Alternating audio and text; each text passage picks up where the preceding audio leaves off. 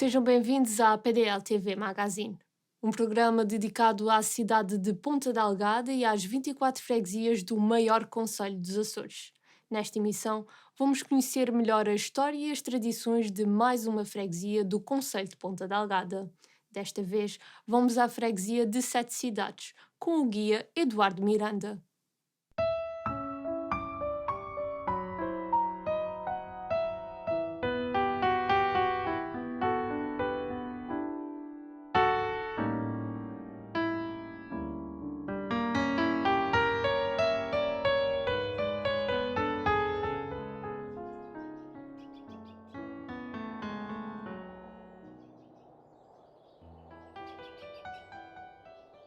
Olá, sejam bem-vindos. Estamos aqui para falar hoje sobre as Sete Cidades, que é uma das 24 freguesias de Ponta Delgada, do Concelho de Ponta Delgada. O meu nome é Eduardo, sou guia intérprete desde há uns anos e atualmente trabalho nas Sete Cidades, mas não sou natural das Sete Cidades. Estamos na Vista do Rei, que é um dos lugares mais emblemáticos da ilha. O seu nome está ligado à visita do rei Dom Carlos e a rainha Dona Amélia aqui ao local em julho de 1901. Se formos atrás no tempo, é imaginar uma enorme multidão para acolher aqui os monarcas num lugar que, de certa forma, nem precisa de palavras para descrever.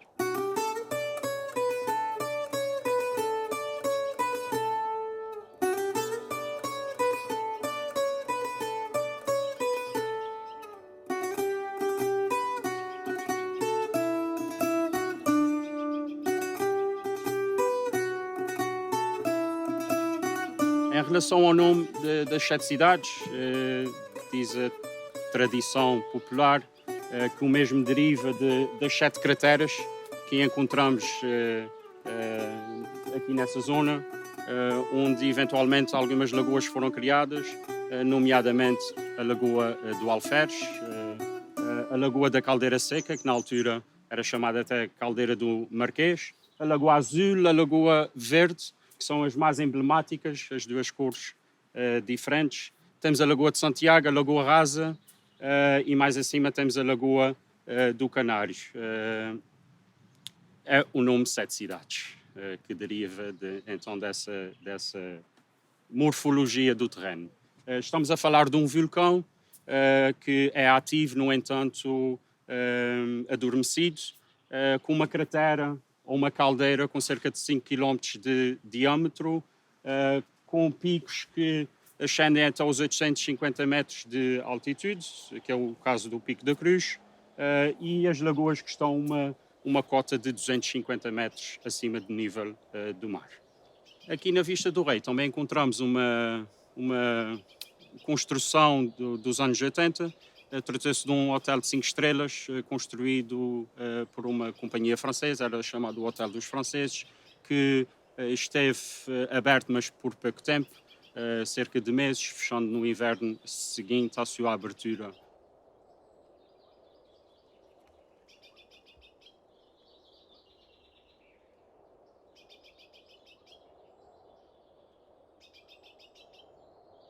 Aqui estamos, no Mirador do Cerrado das Freiras. É um dos miradores de onde se consegue ver a zona com o mesmo nome, Cerrado das Freiras.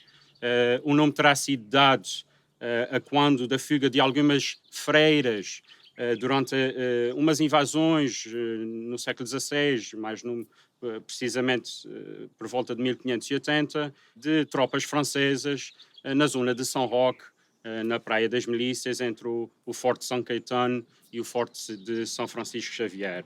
Com medo generalizado, claro, e do mal que aí vinha, as freiras vieram se refugiar aqui nessa zona que então fica com esse nome.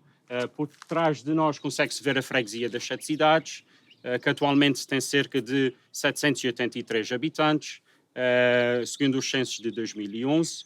No entanto, e no início do povoamento, aqui na zona do Cerrado das Freiras apenas habitavam cerca de 6 a 7 famílias. Raiz à história e por parte de Gaspar Frutuoso, um dos nossos famosos cronistas, na sua obra Saudades da Terra, que o lugar já era ocupado para exploração florestal ou é mesmo para a agropecuária no século XVI, ou seja, antes do povoamento, dito assim, da freguesia das Sete Cidades, que se deu principalmente por volta do século XVIII e XIX.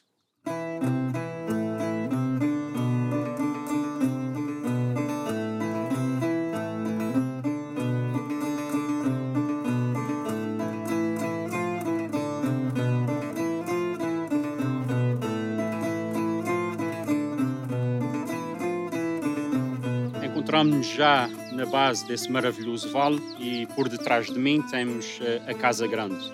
É de certa forma um dos edifícios, uma das casas mais eruditas que nós temos aqui nas Sete Cidades, a par da Casa da Seara, que se encontra um bocadinho mais acima nos montes. Essas casas são do século XIX, para precisar 1850 e pouco.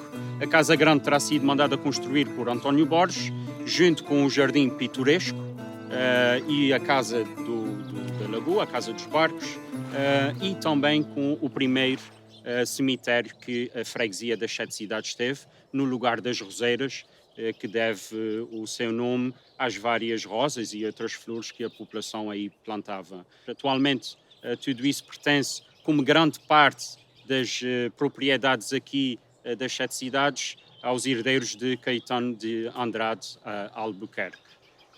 Não muito longe de nós, também temos a ponte que separa, de certa forma, as duas lagoas, a Ponte dos Reis, com 7 arcos. É uma construção de 1960, acabaram em 1967, não terá sido a primeira ponte construída aqui, porque no final do século XIX, no último quarto do século XIX, foi construída uma ponte de um só arco somente, que serviu a população até a nova ponte ter sido construída.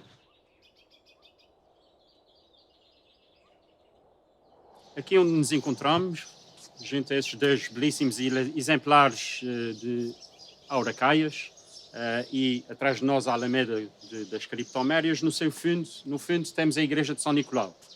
É uma igreja que foi construída, ou mandada a construir, nos anos de 1849, pelo coronel Nicolau Maria Raposo do Amaral, um desejo da sua esposa, Teresa Irmelinda, que de certa forma queria que a população aqui das Sete Cidades tivesse um lugar, um edifício religioso onde pudessem exercer o seu culto e não terem que se deslocar às freguesias vizinhas, no caso ginetes ou várzea ou mesmo mosteiros.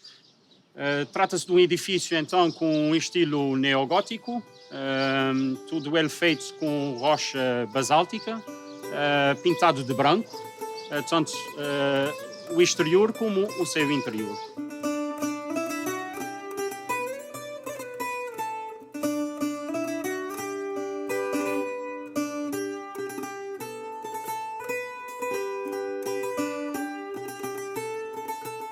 Ainda em relação a essa igreja, o seu arquiteto foi Antônio Manuel Lamberto Monteiro, de uma arquitetura religiosa, revivalista neogótica.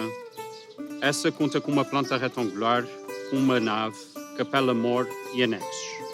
E no seu interior conta com um endonartex, um batistério e um arco triunfal de volta perfeita. Na capela-mor, uma mesa-altar.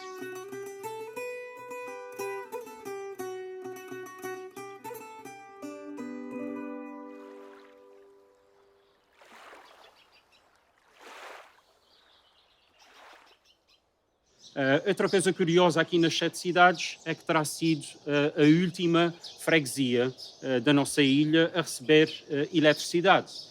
Isso deu-se no ano de 1981, com 3 geradores que foram colocados cá, curiosamente, em terras dadas por Caetano de Andrade.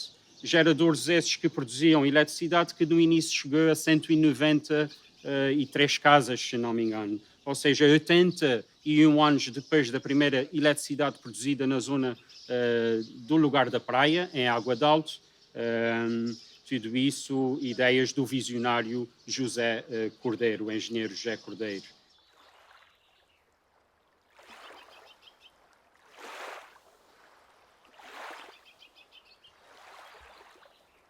Aqui nessa zona onde nos encontramos, chamado o Túnel das Sete Cidades, estamos, na minha opinião e na opinião de muitos, num sítio onde temos a obra mais importante dos Açores e para as Sete Cidades no século XX. Trata-se de um túnel que demorou cerca de 7 anos para se construir. Começaram em 1930 e acabaram em 1937. Foram vários anos e até algumas catástrofes, digamos assim, que aconteceram para que o túnel ficasse da maneira que o temos. Foi a única forma que acharam para evitar as inundações que aqui a zona das Sete Cidades sofria e sofreu durante mais de século.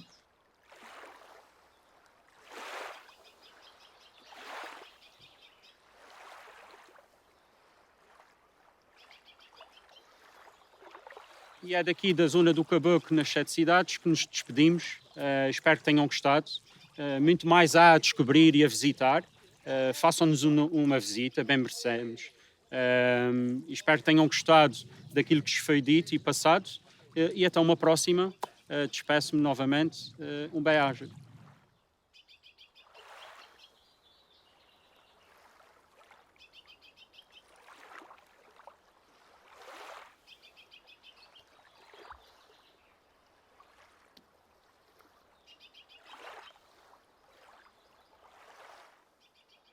Como já é habitual nestes programas, depois de conhecermos a terra, vamos conhecer as suas gentes. Desta vez estivemos à conversa com João Pavão, da Associação Sete Maravilhas.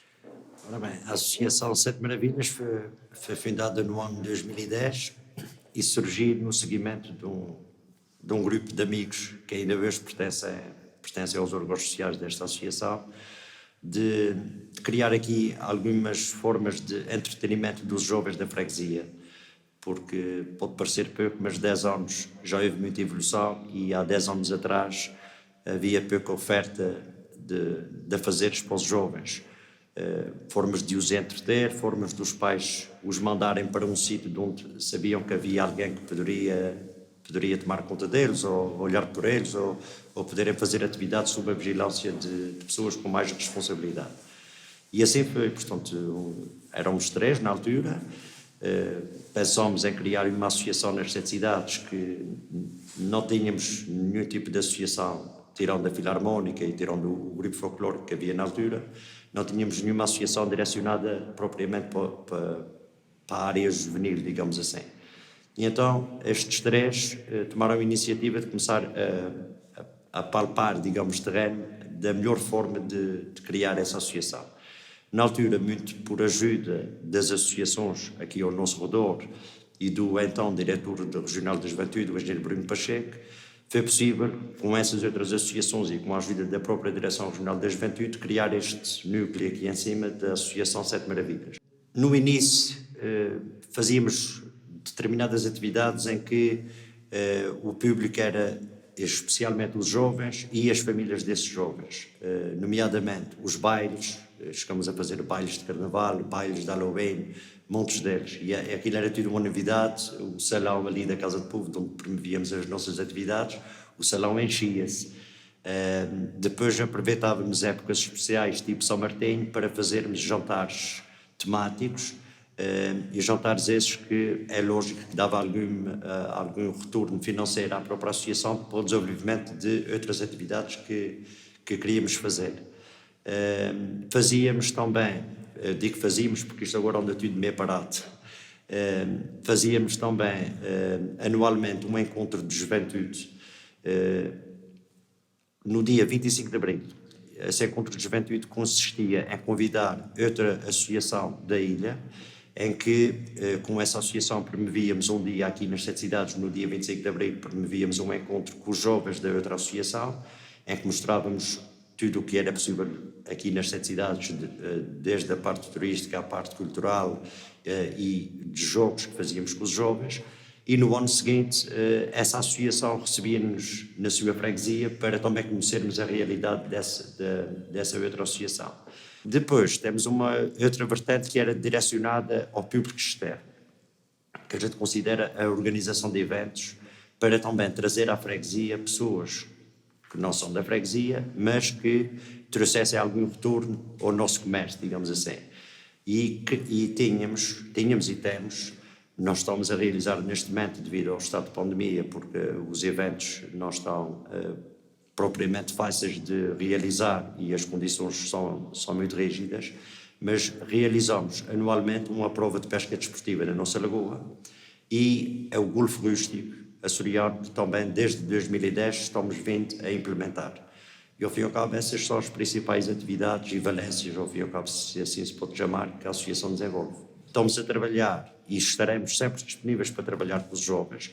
No entanto, também tivemos que nos adaptar um bocadinho ao público que procura as nossas atividades, quer da parte da pesca desportiva, quer da parte do golfe rústico, que são, portanto, atividades que têm trazido pessoal às cidades, pessoal bastante assíduo. O golfe rústico, principalmente, é uma das valências que nós temos vindo a desenvolver, que no último ano e meio foi o que trouxe mais sócios novos para a associação. Não são propriamente jovens, mas são sócios que agora já são sócios da associação.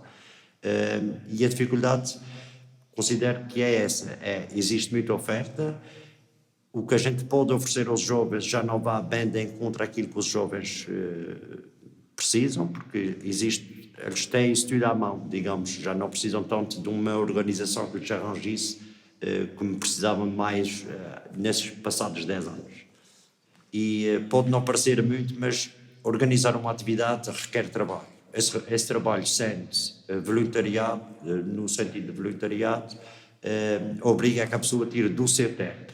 E é esse gosto, portanto, é esta, digamos, o querer que isto se produz e o ter vontade de continuar a dar o meu tempo por esta associação, com que faz-me continuar aqui e fez-me começar no princípio. Eu estou aqui com a mesma vontade que estive quando criei a associação.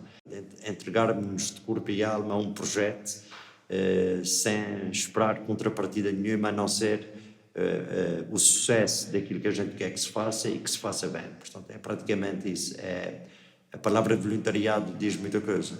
É que, se bem que às vezes a gente pensa, vê no sentido de voluntariado, mas isso depois vai-me dar alguma coisinha. Mas se fizermos as coisas no sentido mesmo do voluntariado, sem olhar ao retorno de nada, e vermos e depois que a ação que nós fizemos foi bem sucedida e que servia a alguém, que vai dar frutos dali daquela boa ação que nós fizemos, eu acho que é o mais essencial.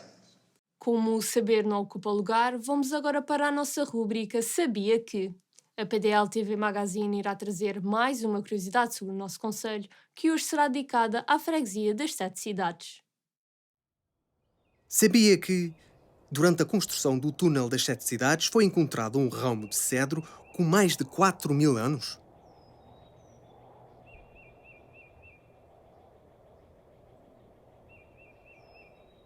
Seguimos agora para mais um momento cultural com a nossa sugestão de leitura da semana numa das livrarias da nossa cidade. Nem Sempre a Saudade Chora é o novo livro de Dinis Borges. É um livro que traz uma antologia de poesia açoriana sobre a imigração. Estamos habituados a ver o Dinis Borges, ceirense de naturalidade, a trazer os Açores, apesar de não estar cá fisicamente. Ele nunca sai dos Açores, traz-nos sempre a literatura como uma forma de recordar a sua terra e desta vez fala diferente. Traz uma coletânea de poesia, de poetas conhecidos e outros, no entanto, traz-nos os poetas de gaveta, aqueles que escreveram para si, em casa, no seu recalque de si próprios e que agora chegam aqui ao livro, ao público, para que possam ver e sentir como é que foi emigrar. Este livro naturalmente fala de quem ficou, de quem partiu, da forma como foi emigrar, o que fomos e o que somos por causa da imigração.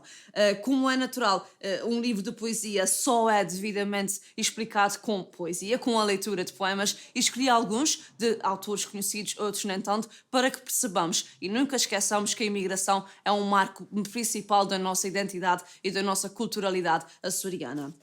de Josefina Cante Castro, Quantas Saudades. Amanheceu sem o sol a sorrir, o céu cinzento lembra a ilha, mas não há a música dos ninhos, nem o rumor das ondas contra a costa. Há apenas o eco do ruído distante, da cidade que desperta para o tumulto louco da sua vida. Neste pseudo-silêncio angustiado, o pensamento vai longe, galga a distância e regressa, envolto em melancolia, segredando sem cessar. Saudades, quantas saudades. Por fim, de Ramiro Dutra, um que me tocou especialmente por, não conhecendo este autor, ser tão simples e tão sentido ao mesmo tempo. Confidência. Eu trago na lembrança aquela ilha, eu trago no ouvido aquele mar. Eu trago no meu fato desta vida um desejo constante de voltar. Eu trago nas mãos duras estes calos, recibo do dinheiro que ganhei. Os dólares estão no banco, são para os filhos. Para mim, fica a saudade que eu chorei. Eu trago na algibeira um passaporte que diz que já não sou mais português. Os papéis não mudam a alma da gente, pois no mundo só se nasce uma vez. Ainda trago no peito aquele sonho que me guiou na vida a cada instante e viverá para sempre, feito flor, na minha sepultura de imigrante. A PDL TV Magazine termina assim a sua breve visita às 24 freguesias do maior concelho dos Açores, com um momento musical da responsabilidade de Zeca Medeiros, um conceituado artista regional com uma vasta obra que iniciou a sua carreira musical tocando a bordo do Paquete Funchal em 1970. Ao longo dos anos, foi responsável e participou em diversos projetos que abrangeram várias áreas como a música, o cinema, os documentários, as séries e as telenovelas. Por tudo isto e muito mais, não perca este momento musical. Quanto a nós, encerramos assim mais um projeto dedicado a quem vive Ponta Delgada com alma e coração. Até um dia.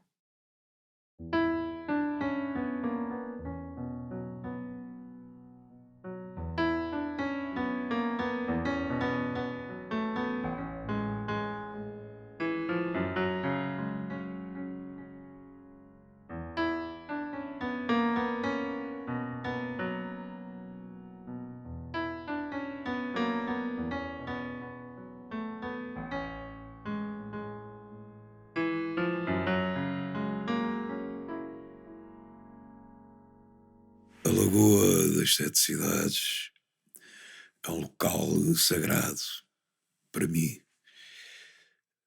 E eu tive o privilégio de, há alguns anos, com equipas da RTP Açores, de fazer alguns trabalhos nas sete cidades e sobre as sete cidades. Desde ficções como Chairos Negros, onde estava muito presente o sortilégio da Lagoa, mas também histórias do povo, era uma ficção. Num registro mais mitológico, fizemos também um trabalho chamado Sete Cidades, a lenda do arcebispo.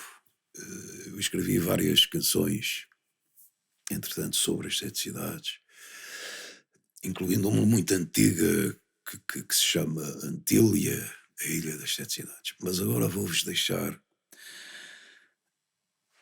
com esta canção que talvez tenha ficado na memória de algumas pessoas, que é Vai Lá da Garça, e que eu quero dedicar ao povo das sete cidades.